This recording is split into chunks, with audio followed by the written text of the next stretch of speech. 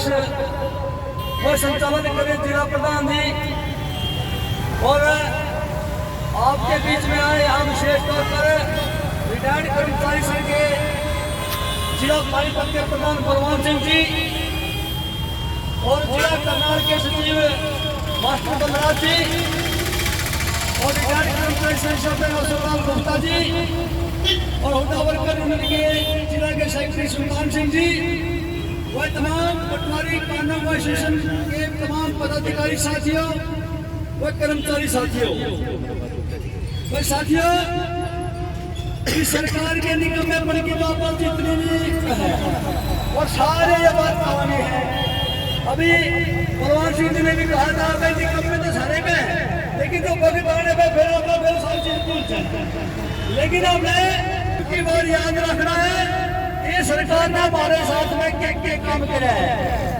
आज देखना पूरे प्रदेश के तमाम कर्मचारी अपनी अपनी मांगों को लेकर के संघर्ष कर रहे हैं और सरकार मांगने का नाम नहीं ले रही।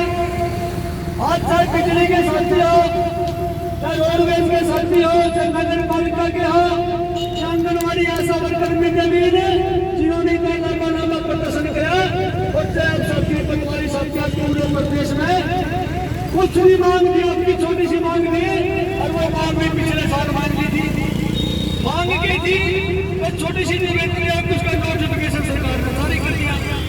उसके बावजूद भी यह सरकार नो कार्य में कंपटीशन और नो तो मांग दी कि आपका मानना था इनका वेतन में मानना कमी है, संशोधन करना है, आपने कर दिया। वो करे बात भी आप लोग कर रहे हैं। तो वही बात है, ये सरकार एक मांग बढ़वाने के लिए कई बार धरने प्रदर्शन करवाती है। ये सरकार की आदत बन गई। इसका जो भी संगठन को मांगो होने के प्रदर्शन करे वो तुम्हारे पे लागू खतर करेगा। ऐसे तो हमारी आंगनबाड़ी बहन 120 दिन प्रदर्शन करके ये सरकार के लिए बड़े शर्म की बात है। जो झूठे नारे दे रहे बेटी बचाओ बेटी पढ़ाओ, 120 दिन गर्मी में सर्दी में बरसात में सारे वो संभालिए, लेकिन वो सड़कों में धक्के खाती फिरी पूरे प्रदेश में। और क्या भी मांग उनकी भी मांग छोटी छोटी सी मांग थी जो इस देश के प्रधानमंत्री ने मानी हुई थी। वही वर्कर को 1500 वर्कर को 750 की बढ़ोतरी और रिटायरमेंट में ग्रेजुएटी हो रहा और रिटायरमेंट साइड में पैसे को बड़ी मांग बनती। इस देश का प्रधानमंत्री वो मांग करके आ रहा और 23 स्टेटों में लागू नहीं करती, लेकिन ये हरियाणा सरकार को लागू नहीं करेगी। उस मांग को मानने के बाद 2018 में बात मानी थी, वो फिर आगे इन्होंने 22 में आंदोलन किया, 120 दिन अच्छा फिर जो बोले चलो मान लिया, लेकिन वो आज तक भी पूरी तरीके से नहीं मानी। उन पर टर्मिनेशन सस्पेंड करना, तनख्वाह रोकती, करने का काम सरकार ने किया। अब आपके बीच में आशा करो ये 3 दिन आंदोलन करके गई 73 दिन, लेकिन उनकी मांग गिनू है। अभी 3 दिन पहले फिर उनका ज्ञापन होया। तो हरेक उसमें ये सरकार कर्मचारी विरोधी सरकार है और इन्होंने किसी भी कर्मचारी की मांग को मैं नहीं करता कभी मानना हो।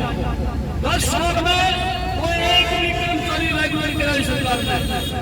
और जो सार्वजनिक क्षेत्र है, जो हमारे सरकारी सार्वजनिक क्षेत्र है, किसी का ये विकास करा आज तक के क्या है कि 10 साल को छोड़ दे वो किसी सरकार का कोर्ट होए अपना जो सरकारी सेवा का क्षेत्र उसका निर्माण जरूर करे। लेकिन इस सरकार ने निर्माण की बजाय बंद को जरूर कर दिए, लेकिन निर्माण की नहीं सोची सरकार ने। उसके बाद और हम अब आपको कहना चाहते हैं कि 2 रोज तक रहते हुए मौसम भी खराब था, उस मौसम खराब काफी संख्या में पूरे प्रदेश से कर्मचारी साथी पहुंचे हैं।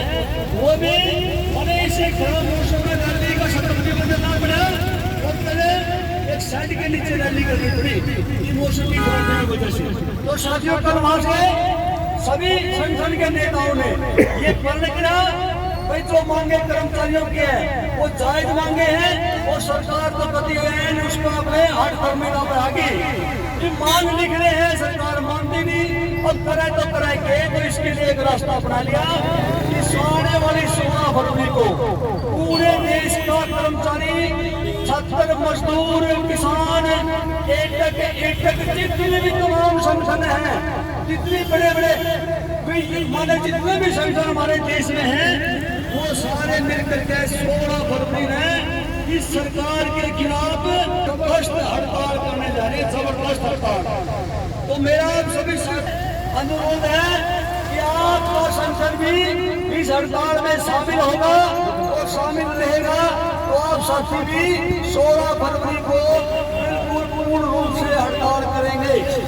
और आप करनाल में एक जगह सभी कर्मचारी साथी इकट्ठा होकर के वहाँ प्रदर्शन भी करेंगे और फिर वहीं बैठे हुए फैसला लेंगे।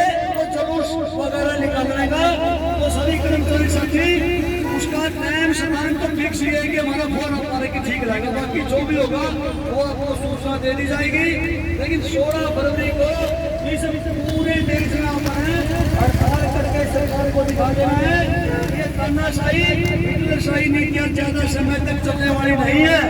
अब इस देश का किसान, मजदूर, छात्र, कर्मचारी जाग चुका है और बहुत कम देखने का कर चुका है। ये दिल्ली भी तंत्र मंत्र बना दिया बीजेपी के सामने, जगह जगह जगह जगह टेंट लग रहे हैं कि सरकार के लिए बड़ी शर्म की बात है। आज कर्मचारी धर की ठोकरें खाने को मजबूर है। तो जनता कर्मचारी योजना करनी हो सरकार के मारने का नाम नहीं ले रही। सरकार जो फले पद है तमाम प्रदेश में उनको रेगुलर बच्चे के लिए पढ़ने युवाओं को रोजगार मिलेगा, लेकिन रोजगार तो देना पड़ी। लेकिन हरियाणा को रोजगार निगम ये गुजरात मॉडल ऐसा सिस्टम ले आए इनकी मंशा है कि नहीं कर्मचारी पक्का तो रखने पड़े। उसमें 4th क्लास कर्मचारी से लेकर के और 1st क्लास तहसीलदार तक भी एचआरएल के माध्यम से भर्ती करने लगी सरकार। इसकी मंशा देखो। आज युवाएं जो पढ़ा लिखा तबका, पढ़ा लिखा जो युवा है वो उसको उसके साथ सरकार खिलवाड़ कर रही है, धोखा कर रही है कि उसको कच्ची नौकरी में लग रही है। 1st क्लास अधिकारी और रेगुलर नौकरी नहीं कर सकती, मतलब सरकार और इससे ज्यादा हमें सरकार कैसे हो सकती है। तो साथी एचआरएल के माध्यम से युवाओं को कच्चा रखने की सरकार काम कर रही है। जबकि आज प्रदेश में जनसंख्या के हिसाब से सरकार भर्ती करे तो 10 लाख कर्मचारी भर्ती किए जा सकते हैं। जब वो अलग अलग